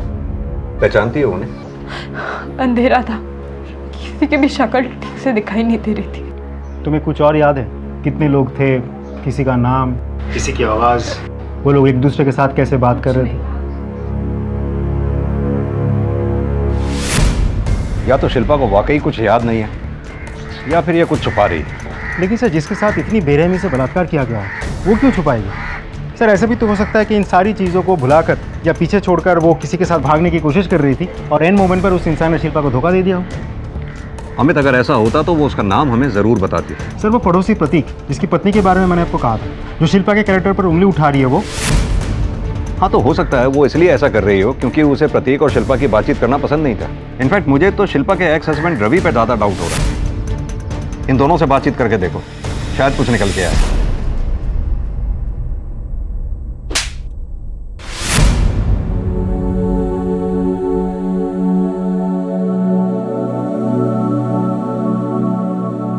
सॉरी, तू क्यों उन्हें बार बार दोष देता रहता है? जितने हम परेशान हैं उतने वो भी तो परेशान है ना। और ये सब करके क्यों आई है तो यहाँ? उसकी तरफदारी करने आई है? तुझे उसकी चिंता है ना, तू जा उसके पास। मैं जीव या मरो तुझे क्या फर्क पड़ता है ना? तू जा यहाँ से, तू जा यहाँ। दीदी दीदी दीदी दीदी दीदी क्या हुआ? दीदी आप बैठो ना। दीदी क्या हुआ? दीदी मैंने जानबूझ के आपको धक्का नहीं दिया दी। सॉरी दी। कोई बात नहीं। सॉरी दी। तो बिल्कुल भी चिंता मत कर, मैं ना सब ठीक कर दूंगी। तो बिल्कुल भी टेंशन मत ले, सब ठीक हो जाएगा। सर, रवि और प्रतीक की इंफॉर्मेशन मिल गई है। प्रतीक तो क्लीन है, लेकिन रवि, ये देखिए सर। लेके आओ उसे। सर, आप मेरी बात का यकीन नहीं कर रहे सर। सर, सचमुच शिल्पा के केस से मेरा कोई मतलब नहीं है। अगर एक लाइन भी और झूठ बोली तो इतना मारूंगा कि सांस लेना भी मुश्किल हो जाएगा तेरे लिए। सर, मेरा यकीन करो सर, वास्तव में बोल रहा हूं सर। ये तेरे फोन के ट्रायंगुलेशन रिकॉर्ड जो साफ साफ बताते हैं कि जिस वक्त शिल्पा मुखर्जी नगर में मौजूद थी तू भी उसके साथ मुखर्जी नगर में मौजूद था। अब तेरा ना तो वहां काम है और ना ही तेरा घर। कर क्या रहा था वहां पर तू? सर, मेरी बात का यकीन अमित, सर प्लीज। ये ऐसे नहीं मानेगा। मेरी बात का यकीन करो। सच करवाओ इसे। सच बोल रहा हूँ सर, मेरी बात। सच क्या है? मैं बता रहा हूँ सर। बोल। लेकिन सर, सच में बोल रहा हूँ, मेरा शिल्पा के केस से कोई मतलब नहीं है सर। मैं गया था वहां, मुखर्जी नगर गया था सर। वहां मैं नैना से मिलने गया था सर। ये नैना कौन है? साहब, मेरी गर्लफ्रेंड है साहब। आपने अचानक उस दिन मेरी बीवी के सामने पूछ लिया तो मुझे झूठ बोलना पड़ा। कल रात घर पे ही था सर। हाँ, आते आते देर हो गई थी सर। वो मैं ओवर टाइम कर रहा था ना। लेकिन साहब मैं अभी सच बोल रहा हूँ, मेरा शिल्पा के केस में कोई मतलब नहीं है। नैना का मैं आपको फोन नंबर देता हूँ, उसका एड्रेस देता हूँ, आप उससे पूछो और वो सब कुछ बता देगी साहब। मैं तो उसके बारे में सोचता तक नहीं हूँ सर। शिल्पा को तो जैसे शादी ही नहीं करनी थी साहब, दूर दूर रहती थी। अरे शादी वाले दिन तो उसने मुझे हाथ तक लगाने नहीं दिया साहब। मैंने तो कोई जल्दबाजी भी नहीं की, रुका रहा मैं। मुझे लगा कि धीरे धीरे समझ जाएगी वो, लेकिन एक दिन उसे अपने मैके जाना था किसी पूजा पाठ के चक्कर में और वो चली गई, फिर नहीं आई लौट के वो। मैंने बहुत इंतजार किया साहब। मैंने सोचा कि मैं उसके घर जाता हूं और उसको लेकर आता हूं। ऐसे कैसे नहीं आएगी वो? अरे बीवी है वो मेरी, जिंदगी भर यहाँ रहेगी क्या? शिल्पा बस है, बहुत हो गया, निकल यहाँ से, मैं तो टांगे तोड़ दूंगा तेरी। तू जानता नहीं क्या कर सकता हूँ मैं। चल निकल। क्या कर सकते हो? भगा के नहीं लाया उसे, शादी की है उससे मैंने। तेरी शादी हुई थी, अब खत्म हो गई। तुमको पेपर भेज देता हूँ, साइन करके भेज देना। चल निकल, अभी निकल यहाँ से। अरे चल निकल बोला ना। चल। उसके बाप ने तो जब से मुझे धमकी दी ना सब, मैं तो कान पकड़ लिया, उसे वास्ता ही नहीं रखा। लग तो यही रहा है कि रवि सच बोल रहा। लेकिन सर समझ में नहीं आ रहा कि शिल्पा अपने पति के पास लौटी क्यों नहीं। ऐसे सिचुएशन में माँ बाप अपने बेटी को समझाकर ससुराल भेजते हैं, लेकिन यहाँ तो उल्टा हुआ है। बाप ने ही शिल्पा को मना किया और देखा जाए तो रवि ने ऐसा कुछ भी नहीं किया जो शिल्पा डर जाए और ससुराल लौटना ना चाहे। अमित, मुझे लगता है शिल्पा से दोबारा मिलना पड़ेगा। सर एक लीड मिला है। एक दुकानदार है जिसने उसी रास्ते पर शिल्पा का पीछा करते हुए किसी आदमी को देखा है और वो कह रहा है कि उसे पहचान लेगा। सर मैं रात को दुकान से घर जा रहा था तो उसे भागते हुए मैंने देखा था।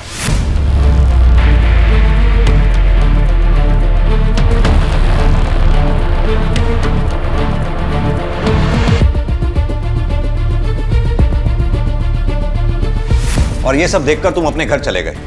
एक बार भी उस औरत की मदद करने या पुलिस को इन्फॉर्म करने की सोची नहीं तुमने? सर मुझे लगा कि क्यों किसी के बवाल में फंसना, इसके लिए मैंने किसी को बताया नहीं। वो औरत तकलीफ में थी, तुम्हें साफ साफ दिख रहा था। उसकी मदद करने की बजाय कैसे इंसान हो तुम? सर तुमने कांस्टेबल को बताया कि तुम उस आदमी को पहचान लोगे? हाँ मैं पहचान लूंगा सर। शक्ल की हर एक डिटेल याद करके बता पाओगे अच्छे से? अच्छे से बता दूंगा सर। उसके हिसाब से हम स्केच बनवाएंगे। ठीक है सर।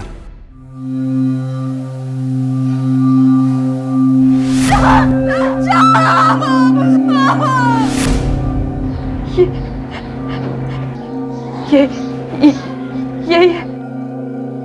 कौन है ये? पहचानती है उसे? नहीं। अमित, इसे हर हाल में जल्द से जल्द ढूंढना होगा। अपने खबरियों को अलर्ट करो, इस स्केच को सर्कुलेट करवाओ, पुलिस डेटाबेस चेक करो, शायद इस आदमी का कोई पुराना क्रिमिनल रिकॉर्ड हो।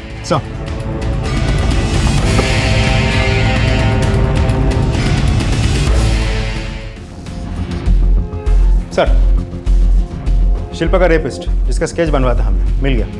रिकॉर्ड में नाम है उसका नाम है मदन राय।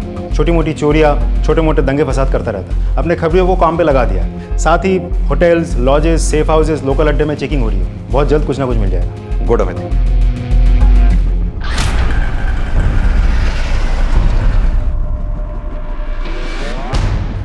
बांटना।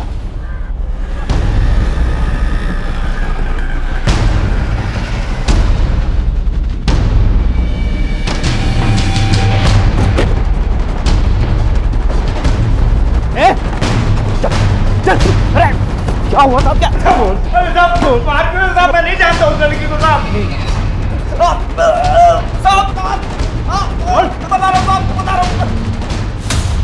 लड़की का बलात्कार मैंने किया था, लेकिन इसमें मेरी गलती नहीं है।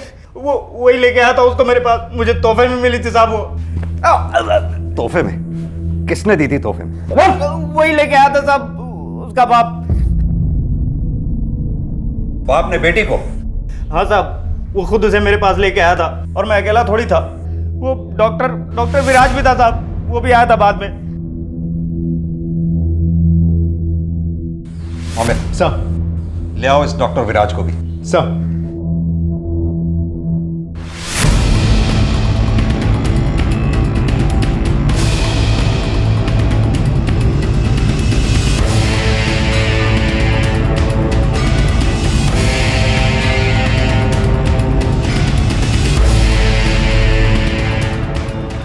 सर क्लिनिक 2 दिन से बंद है। क्लिनिक के ऊपर ही मकान है लेकिन खाली है। आसपास पूछताछ कर लिए, किसी को कुछ नहीं पता।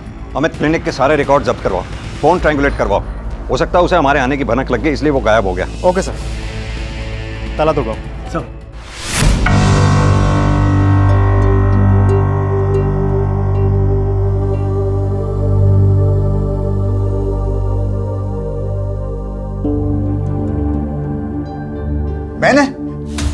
मैंने अपनी बेटी के साथ ये सब कुछ किया?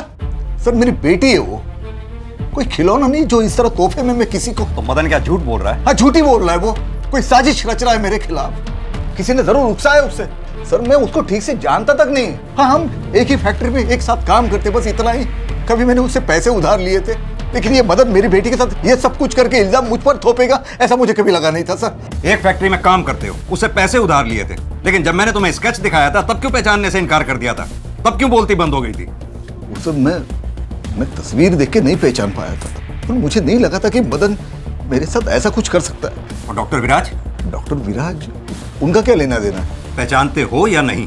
हाँ वो हमारे फैक्ट्री के बगल में उनका दवाखाना है सर, मैंने उनसे भी पैसे उधार लिए है सर। डॉक्टर विराज और मदन ये दोनों मिलके मेरे खिलाफ साजिश कर रहे हैं, कुछ मुझे फंसाने की कोशिश कर रहे हैं, या फिर और कोई है जो मुझसे दुश्मनी निकालने के लिए ये सब करवा रहा है इनसे। ये आइए, इसे पूछिए इससे।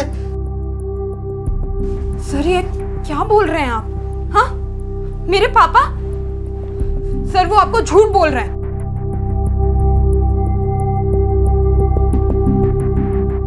सर डॉक्टर विराज से जुड़ी काफ़ी इन्फॉर्मेशन निकलवाई, फर्जी डॉक्टर, उसे क्लिनिक में टंगी सारी डिग्री अब फेक है। फिलहाल तो वो फरार है, लेकिन बहुत जल्द हम उसे पकड़ लेंगे। कंट्रोल रूम से भी बात हो गई है, नोटिस जारी करवा रहे हैं। फिलहाल सादे कपड़ों में एक टीम को उसके घर के और उसके क्लिनिक के आसपास डिप्लॉय कर दिया है। और कॉल रिकॉर्ड्स मंगवा लिए हैं सर। लेकिन रामचरण? बाप अभी भी अपने क्राइम को मानने से इनकार कर रहा है। अब तो मुझे ये लग रहा है कि बेटी भी उसका साथ दे रही है। सर बाप से डरती होगी और क्या। अमित पहले ये मामला एक बेटे का अपने बाप से नफरत करने का लग रहा था, अब तो बाप के भी इस केस में इन्वॉल्व होने की पॉसिबिलिटी है। अमित मुझे एक बात खटक रही है थोड़ी सी। शिल्पा के माथे पर सिंदूर लगा हुआ था, 16 साल हो गए अपने पति से अलग हुए और माथे पर सिंदूर। अच्छा एक काम करो, ये रामचरण के फोन की ट्रायंगुलेशन रिकॉर्ड मंगवाओ, उसके फोन की लोकेशन को ट्रेस करके देखो क्या मिलता है। सब बोलो, तुम्हारी और फर्जी डॉक्टर विराज के बीच क्या बातें चल रही थी? अब तो तुम इस बात को झुठला भी नहीं सकते। शिल्पा को तोहफे में दे दिया और बदले में क्या मिला तुम्हें? कुछ पूछ रहे हैं?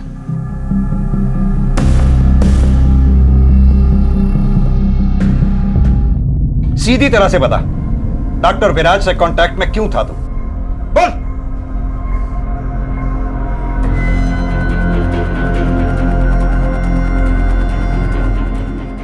वो गोलियां देता था, दवाखाने में सैंपल आता था, मुझे आदत लग गई थी और जब उसने गोलियां देना बंद कर दिया तब इनके बटुए से मैंने कुछ पैसे चुराए और मैंने उसको गोलियों के बदले में दिया और कुछ नहीं किया मैंने।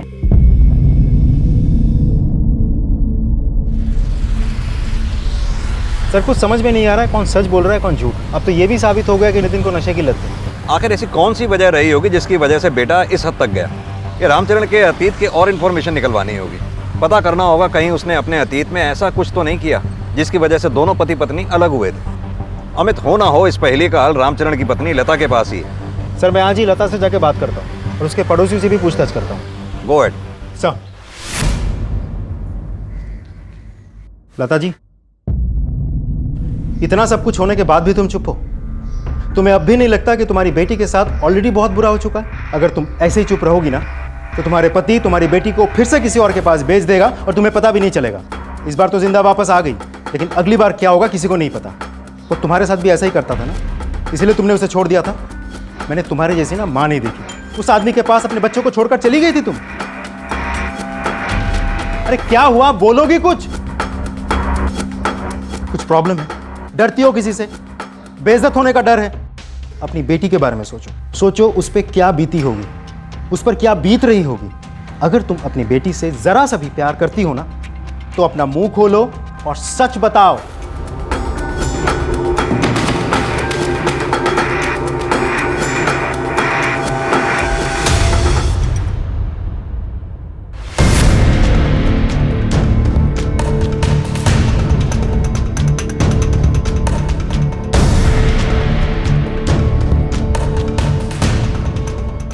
नहीं सर, कुछ नहीं हो रहा है। न लता मुंह खोल रही है, न पड़ोसियों से कुछ पता चल रहा है। पिछले 16 सालों में ज़्यादातर पड़ोसी बदल चुके हैं। जो लोग नए हैं उनको रामचरण के बारे में और फैमिली के बारे में बहुत कम पता है। सिर्फ इतना ही पता है कि रामचरण और उसके फैमिली अपने अपने में ही रहते थे।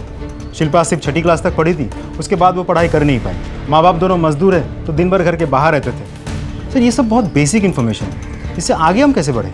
एक रास्ता है, इतना तो तय है कि रामचरण झूठ बोल रहा है। हमने रामचरण के फोन ट्रैगुलेट करवाया था। ये देखो, उस दिन मदन जहां जहां भी था उस वक्त पर रामचरण भी उसके साथ था। ले आओ इस रामचरण को। सर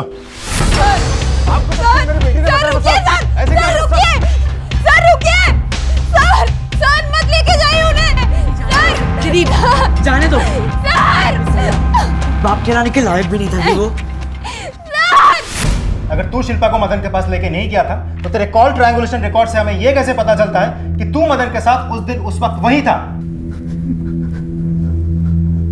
सर और कोई चारा नहीं था मेरे पास।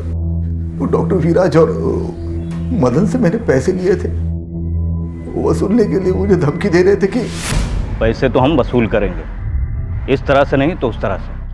और सुन बे, अगर पैसे नहीं दिए ना तो तेरी बेटी को उठा कर ले जाऊंगा। मदन समझा? साहब मैंने बहुत कोशिश की, मैंने बहुत कोशिश की पैसे जमा करने की, लेकिन ये नालायक नितिन मुझसे पैसे चुराता था। तो आखिर में मेरी हिम्मत टूट गई साहब। अगर वो लोग मेरी शिल्पा को उठा के लेके जाते तो मेरी बच्ची को बहुत तकलीफ देते, इसलिए मैं खुद, मुझे यकीन था कि शिल्पा किसी न किसी तरह मान जाएगी और वो लोग उसे जल्दी छोड़ देंगे। और इसलिए तूने खुद अपनी बेटी को उनके हवाले कर दिया। ये घटिया ख्याल तेरे दिमाग में आने से पहले हमारे पास आने का ख्याल तेरे दिमाग में नहीं आया? कितना घटिया इंसान है।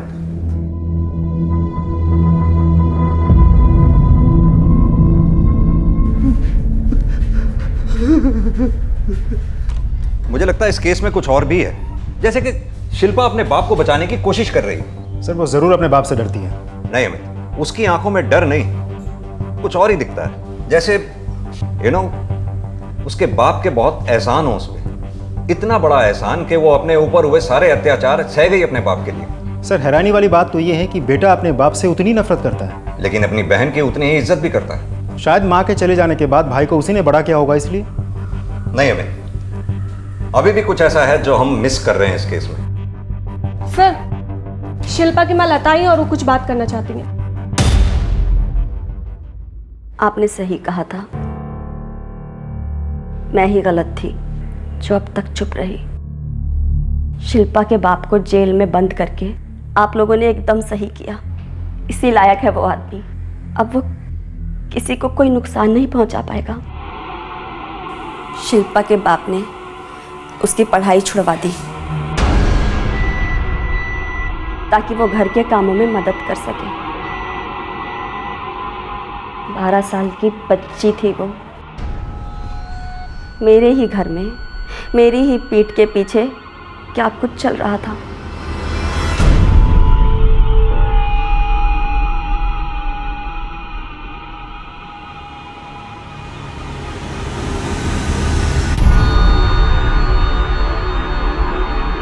क्या कर रहे हो ये? बेटी है वो तुम्हारी।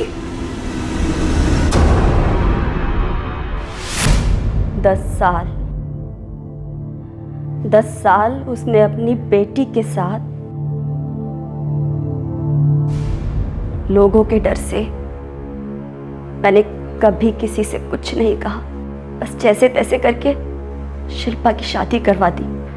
लेकिन वो आदमी शादी के 1 हफ्ते बाद ही शिल्पा को घर वापस ले आया और फिर वही सब शुरू हो गया। और एक दिन पता चला शिल्पा मां बनने वाली है। नितिन उन्हीं दोनों की औलाद है। उस घटिया आदमी ने अपनी ही बेटी के साथ रिश्ता बनाया, उससे नितिन पैदा हुआ। नितिन ये बात जानता है, इसलिए वो उस आदमी से इतनी नफरत करता है। मैं भी उस आदमी से बहुत नफरत करती हूँ। उसकी शक्ल से नहीं, उसके नाम से भी मुझे घिन आती है। वो दोनों घर छोड़ के चले गए ताकि लोगों को कुछ पता ना चले, और बच्चे को भी अपने साथ ले गए। मैं अकेली रह गई। आप लोग चाहे तो उनका मेडिकल टेस्ट करवा सकते हैं। सच खुद ब खुद सामने आ जाएगा। तेरी बीवी ने हमें सब सच सच बता दिया। झूठ बोलने की कोई गुंजाइश नहीं है। आखिरी मौका दे रहा हूं, सच सच बोल दे। अमित, ये ऐसे नहीं बोलेगा। इसका डीएनए टेस्ट कराओ, सच खुद ब खुद सामने आ जाए। सर,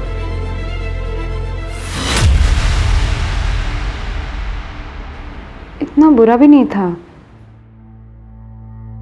शुरुआत में थोड़ा अजीब लगता था, दर्द भी होता था।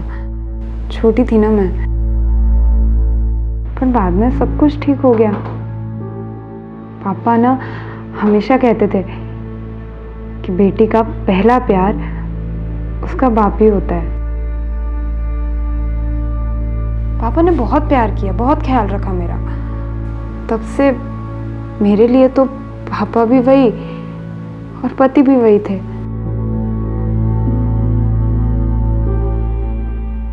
लेकिन ये सही नहीं है शिल्पा। मेरे लिए तो यही सही था सर, पर ठेस तब पहुंची जब पापा ने अपना प्यार किसी और के साथ बांट दिया। बहुत तकलीफ हुई, पर वो थे वहां।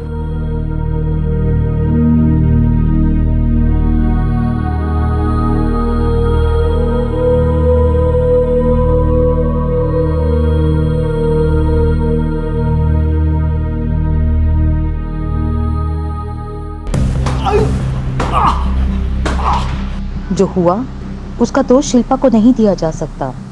बचपन से शिल्पा के मन में ये बात आरोपित हो चुकी थी कि उसे अपने पिता से ही प्यार करना है, उन्हीं से रिश्ता बनाना है। यही उसकी सच्चाई बन चुकी थी। इसके चलते जीवन की बाकी सारी वास्तविकताओं से उसने तो मुंह मोड़ लिया था। बदकिस्मती से कभी कभी जिनके ऊपर हमारी सुरक्षा की जिम्मेदारी होती है वही हमें नुकसान पहुंचाते हैं। और इस केस में शिल्पा के साथ तो ज्यादती हुई है, लेकिन नितिन के साथ भी तो बुरा हुआ है। एक तरफ ये अजीब सच कि उसके पिता और नाना एक ही आदमी है, और दूसरी तरफ इस घिनौने सच को छुपाकर आम जिंदगी जीने का दबाव आसान नहीं होता। बच्चे मासूम होते हैं, हर किसी पे झट से भरोसा कर लेते हैं, और इसी भरोसे का फायदा उठाया जाता है। हर रोज कई बच्चों को नुकसान पहुंचाया जाता है, उनके साथ जुल्म किया जाता है। इस घटना के बदौलत हम उस भविष्य के साथ ही खिलवाड़ कर रहे हैं। ये जितना जल्दी हम समझेंगे उतना बेहतर होगा। क्राइम पेट्रोल्स के और भी दिलचस्प कहानी देखने के लिए हमारे चैनल को सब्सक्राइब करें और बेल आइकॉन दबाना न भूलें।